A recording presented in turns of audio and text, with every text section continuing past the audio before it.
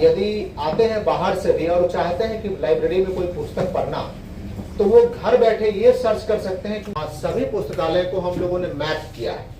Map करने का मतलब हुआ जितना पुस्तकालय, एक सेंट्रल लाइब्रेरी है, प्रत्येक प्रखंड में लाइब्रेरी है, उसके बाद नगर परिषद है, नगर पंचायत है, कौन कौन सी पुस्तक अवेलेबल है, और उसके आधार पे पुस्तक को हम कई कैटेगरी में हमने बांटा है। एक तो किस लेखक की पुस्तक चाहते हैं या पुस्तकों की श्रेणी है, जैसे कि रिलीजियस बुक है, कॉम्पिटिटिव बुक्स है, इंजीनियरिंग है, मेडिकल है, और भी चार्टर्ड अकाउंटेंसी के लिए बुक है, कोचिंग की कुछ चीज़ें हैं, कोई मैगजीन्स है।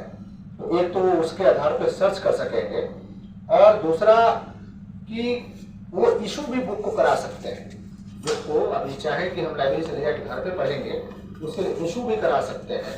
इसके लिए उनको अपना पहचान देना पड़ेगा, आईडी देना पड़ेगा, और एक जो है सपोर्टर भी होना चाहिए। यदि बाहर कोई व्यक्ति जिनको लाइब्रेरी हमारा अभी तक नोटिफाई नहीं किया, तो जो पुराने लाइब्रेरी के हमारे ये रहे हैं लाइब्रेरी में, जिन्होंने पहले इनरोल किया है अपने आप को, तो उनके आईडी के सपोर्ट में उनको हम लोग बुक भी इशू कर सकते हैं। अब है कि इसमें और क्या व्यवस्था हमने डाला है, हमने और ये डाला है कि सपोज कीजिए कि किसी बुक को कोई व्यक्ति सर्च कर रहे हैं और वो बुक हमारे यहाँ अवेलेबल नहीं है, तो हम मंथली उसका रिव्यू करेंगे कि सर्च में किस प्रकार के पुस्तकों को लाइब्रेरी में सर्च किया गया, ताकि उन पुस्तकों को हम लाइब्रेरी में मंथ के अंत में रिव्यू होगा, उसका भी फोटोग्राफ हम जनरेट करके वो जो है डेटाबेस में रखेंगे। जब वो सरेंडर करेंगे तो उस समय भी हम डेटाबेस में उसको रखेंगे। दूसरी बात कि इसमें जो मैगजीन्स है, कई मैगजीन्स जनरली अवेलेबल नहीं हो पाता है, तो उसके लिए भी हमने रिक्वेस्ट किया है कई लोगों से, कई संस्थाओं से, कि मैगजीन का सब्सक्रिप्शन आप हमें 3 साल 4 साल 5 साल के सब्सक्रिप्शन दे दीजिए, ताकि हम मैगजीन दे सके। और मैगजीन्स को भी हम एक लाइब्रेरी से दूसरी लाइब्रेरी में हम लोग ट्रांसफर करेंगे। फिर है कि कोई व्यक्ति यदि हमें पुस्तक दान करना चाहते हैं, तब भी वो हमारे पोर्टल पे जा करके, और जो हमारा चुनित पता है जिस लाइब्रेरी को वो दान करना चाह रहे हैं, उस लाइब्रेरी को भेजेंगे, तो वहां हम रिसीव करेंगे, और जो बुक्स के डोनर हैं उनका नाम भी, जो लाइब्रेरी के जो दानदाता हैं उनका नाम भी उसमें रिफ्लेक्ट होगा। इसके अतिरिक्त लोगों को रहता है, जो शहर में रह रहे हैं, उनको कूड़ा कचरा के बारे में, जल जमाव के बारे में, कहीं कोई इरेगुलरिटी है हमारा गवर्नमेंट सिस्टम में, उसके बारे में शिकायतें रहती हैं। और जो लोग अधिकतर गांव में रहते हैं, उन्हें शिकायत मिलती है कि साहब स्वास्थ्य संस्थान है यहाँ हमारे पास फंड रहेगा, हम खरीद कर देते हैं, या रामायण को हम खरीद कर देते हैं, ठीक है, हमारी लाइब्रेरी में आ जाएगा, शो करेगा। और ये भी है तो नोटिफिकेशन में चला जाए जहां से हिट हुआ है कि भाई जो नई बुक्स हम डालेंगे, तो ये नोटिफिकेशन चला जाएगा कि इतनी बुक्स नई जो है इस महीने में अपडेट की गई है, कृपया इस साइट पे जाके चेक कर सकते हैं। गोपालगंज जिला की तरफ से क्या दूंगा या फिर क्या इसका खासियत है, क्या फायदा हुआ जी प्लीज। आपको अवगत कराना चाहेंगे कि कल दिनांक 15 अगस्त को 2 मोबाइल एप्लीकेशन पूरे गोपालगंज वासियों को लोकार्पण किया गया है, जिसमें कि पहला एप्लीकेशन है द गोपालगंज लाइब्रेरी। इसमें हमारे सैकड़ों लाइब्रेरी, जो कि जिला स्तर पे, प्रखंड स्तर पे, नगर पंचायत, नगर परिषद स्तर पे, साथ ही पंचायत स्तर पे जितनी लाइब्रेरियां हैं, सबको हमने इंटीग्रेट किया है। इस इंटीग्रेशन में कि विभिन्न लाइब्रेरियों में विभिन्न प्रकार की पुस्तकें हैं, तो हम आप देख सकते हैं कि किस लाइब्रेरी में कौन सी पुस्तक किस लाइब्रेरी में अवेलेबल है, और वहाँ जा कर के पुस्तक का आकर्षण कर सकते हैं। दूसरा कि यदि पुस्तक को इशू कराना हो, तो वहाँ उस लाइब्रेरी से भी पुस्तक इशू हो सकता है, लेकिन उसके लिए वहाँ जाना पड़ेगा। थर्ड, इसकी सबसे बड़ी खासियत है कि पुस्तकों को हम लोगों ने लेखक वाइज और पुस्तकों को श्रेणी वाइज, टाइटल वाइज हम लोगों ने अरेंज किया है, और उसके आधार पे पुस्तक की जानकारी प्राप्त की जा सकती है।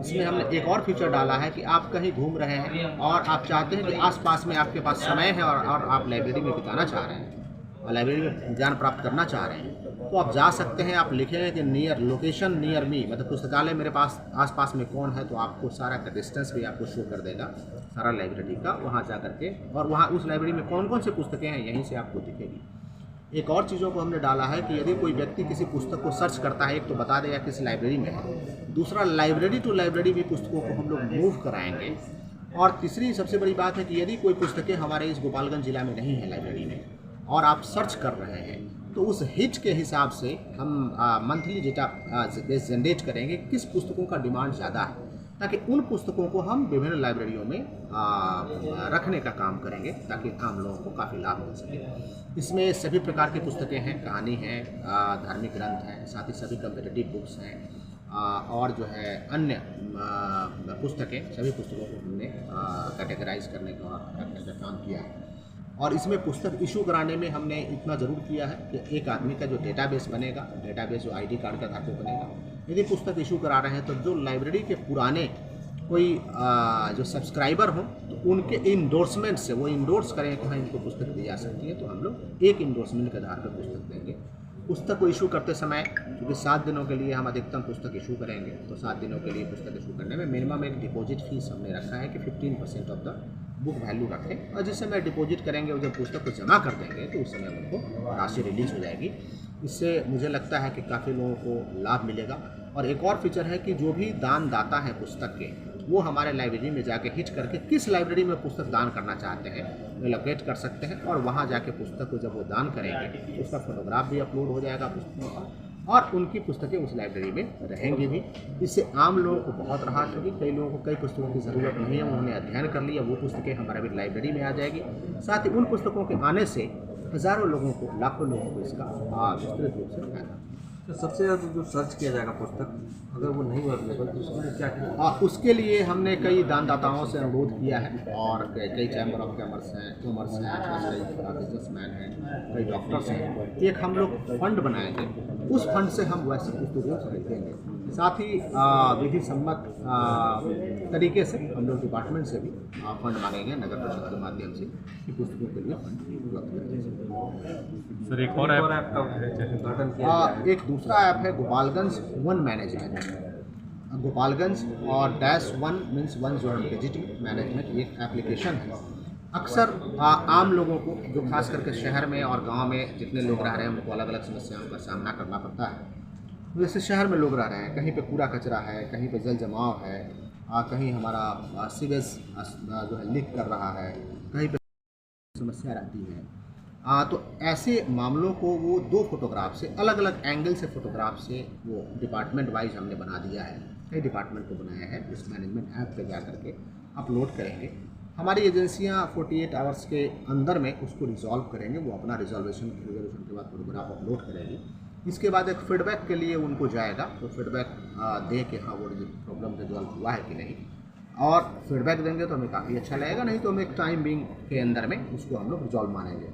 इसमें खास करके गाँव में, जैसे कि विद्यालय में हमारे शिक्षक समय से पे नहीं आए, हमारे विद्यालय में कुछ टूटी फूटी हुई चीज़ें हैं, कुछ कुव्यवस्था है, टॉयलेट सही नहीं है, या जल जमाव है, या किसी प्रकार की समस्या है, तो उन समस्या के बारे में भी लोग डाल सकते हैं ताकि हम उसको दुरुस्त कर सकें।